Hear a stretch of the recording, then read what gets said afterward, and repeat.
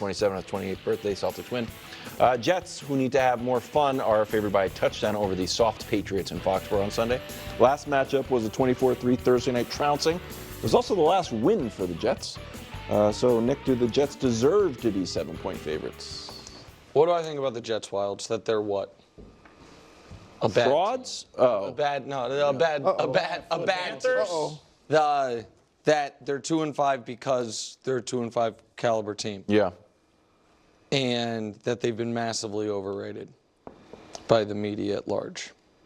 With that said, of course they deserve to be 7-point favorites. I mean, they're 23 last time. They're playing 24-3. One of the clear-cut worst team in the AFC, and would be clear-cut worst team in football, but the Panthers have earned that title through hard work and dedication. I mean, the Patriots. So it's, to me, this is less about the Jets, sorry, KW, and more about the Patriots, which is, we can show you the numbers, they're just bad at everything. And I know folks swore the defense was going to be good, but it wasn't, and it's not. And everyone knew the offense would be bad, and somehow it's a little worse. They haven't scored more than 21 all season. The other two teams had quarterback injuries, and Cleveland had the worst quarterback in the league until he got hurt. So, I mean, yeah, they do, sadly, deserve to be 7-point favorites. Wow. What a turn of events. I think the Jets will win, but I don't think they should be favored by 7. I mean, they probably only have to score 10. They have, well, look, the Patriots have a shot in the arm with Drake May, who's really been good. And I would imagine the energy in that locker room, especially on the offense, has risen.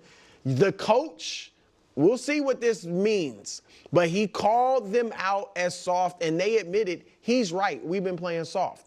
And so they're going to come out and try, harder. And so we'll see what that is. But the Jets, too, look, I would be shocked if the Jets don't win. I just don't think going into New England that they should be 7-point favorites when they haven't showed us a thing in the last 4 weeks. And New England actually has the best win of the two teams. Yeah. I mean, the Jets wins are. No, that's true. Over New England. New England at least beat Cincinnati. Yeah, I'm with you, Brew. The Jets can't score either. Like, we want to make it seem like the Jets are putting up record-breaking numbers. No, but they blew the Patriots out. That's because they got Jacoby Brissett. He gets hurt in that game. I doubt if your rookie was even ready to play or they had any type of game plan to surround and support him with. So, and in that game, we said the Jets look like they look the best that they've ever looked. Yeah, and they're going to do that again. No, it's not going to happen again. Okay, I'm sorry. I don't believe that they should be 7-point. They got so much that they're trying to figure out. Right. They're going to try to run the ball. They're going to try to get the ball to Devontae, get the ball to Garrett Wilson. Aaron, can he even do it still? Yep. We don't know. They're going to try to have fun. I love the soft thing. Or you hate the way people have reacted to it? This might sound conceited. Simpson stars. Welcome back to the show. Devontae's Jets debut stat line: 3 catches, 30 yards, and several pointed critiques of the Jets' team unity and celebration routine, specifically after this Breece Hall run. Here's Devontae's critiques and Rodgers' reaction. Take a listen. I had reservations about speaking up too early and being too vocal too early, but I felt like, in my mind I said F that because I need to, we don't have time, and I got to do whatever I got to do to help this team move forward. And lacking energy, that's a prerequisite to be able to go out there and have a good year or have a good play. This team being so talented on roster-wise, it's just a waste to have everybody out there and to have a dead sideline like that. Breece catch a ball and go 60, and we can't feed off none of the energy. Paraphrase without using any French, I thought it was the realest speech I'd ever heard in a locker room in 20 years.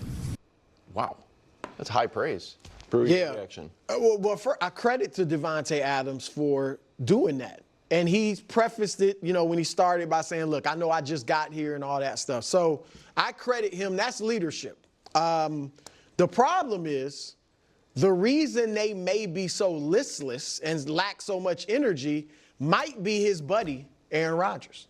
Because all the reports, whether it's true, I'm not in their locker room, but the reports are that the players, especially the defensive players, really liked Robert Saleh. Like Sauce Gardner said, we're doing this like playing the rest of the season for Salah. Yeah, that was odd. But they seem to have liked him. So if they like Salah, feel he was doing a good job, and on his side of the ball, I know he's the head coach, but his side of the ball was doing his job. Then the superstar comes in, and if they feel like he got him fired, which a lot of people feel like, we don't know the truth, but to feel like Rodgers got Salah fired, that can dampen the spirit in a locker room. Mm-hmm. If you feel like this dude didn't deserve it, we loved him or liked him, and he got him fired, and he's not even playing well.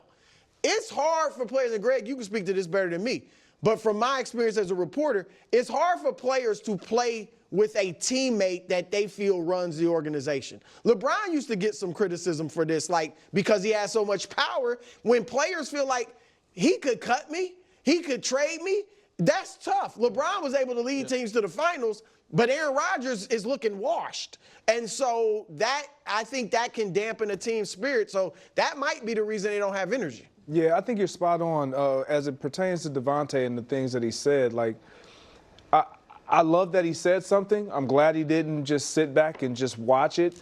It's kind of it's one of those moments where you have to go back to when he was very successful as a not just an individual, but even as a player on a good team, and that was in Green Bay with Aaron Rodgers. And so you kind of compare where you've been and the experiences of where you've been. The one thing that I will say about him speaking up and why he probably has the ear already of almost everyone in that locker room is because of what he's been able to do in this league, and he's a fresh, new voice with different perspectives they will listen to. And they probably know if there's one person in this building that can hold the other guy, number 8, accountable because of respect, it's Devontae. So it's not that he can just say this because of what is not happening for all individuals excluding Aaron Rodgers. It is including Aaron Rodgers. Like, we got to be better. Yep. And he understands, like, when you are in the locker room, you can't remove yourself from being a part of the locker room. And what I mean by that is sometimes even with LeBron, he would say, you know, my guys, they got to do this, and he would almost like exclude himself.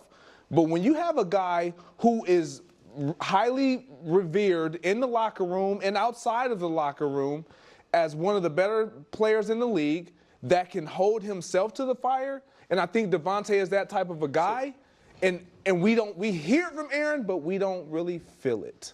Oh. So I understand that. I guess I have a very different perspective on this than Brew and Greg. First one, I don't feel like the Jets are a team. I feel like there's two teams. There's the Jets and then there's the former Packers. And that's how they're discussed, and that's the way. And when Aaron's talking about we've done it before, and by we I mean me, Devontae, and Lazard, when Devontae, 5 days after getting there, has his Al Pacino speech, and Aaron Rodgers then says, best speech I've ever heard, I do wonder how the people who aren't Aaron's crew, that lands with all of them. Mm-hmm. I also know, and maybe this is my own flaws, but if I don't want to be lectured by someone that just got here. I don't. And I will use a. I don't think you want to be lectured by anybody. No, but I will use me and KW right now if we may. Oh, geez. So you warned me about. I did. I told him before, and I was like, I'm gonna tell a story. There is. Oh wow. At this moment, Wilds is maybe the number one draft pick of people I will listen to advice on television stuff from. I've always known he was smart about it. We've worked together for years now. I have massive respect for his opinions on things. Go sideways on this. Okay? 4 days after Wilds joined the show, pre-pandemic, you weren't a full-time. We were in the old building in the mornings. It's a Friday after. Wilds had done 4 shows. And Wilds is holding court in the conference room, explaining how we're going to fix the ratings of the first half hour. And I lost my mind. And he saw it, and he was like, "What do you?" I was like, and I was like, "I'm worried about tomorrow's show." And he was like, "Well, I'm trying to." He goes, "That's the quote was, that's easy. Let's think bigger picture." And I flipped out because I was like, even if everything he was saying was smart and correct, which it was, I was like, man, I've been getting up at 3:30 in the morning for 3 years doing this. And if I'm in that Jets locker room and I'm like, man, I've been dealing with this nonsense, this organization, since I was drafted. Hey, Devontae, you got here 4 days ago, and now you're losing streak. screaming at us, even if it's the right message. If there's anyone on that team like me, which maybe there isn't, I can't imagine everyone's like, yep, What do you want to do? Like, I obviously I agree with my own self. Yes, I do. Also in that story, I am Devontae Adams. You're Aaron Rodgers. No, you're not. No, I'm not Aaron Rodgers. You're just I'm some sauce. guy. Yeah, I'm sauce. I'm sauce. I'm like, damn I it. think you're Braylon out. The question, so I agree with it. Specifically, just to talk about the literal point he was making, Greg, before Bill Belichick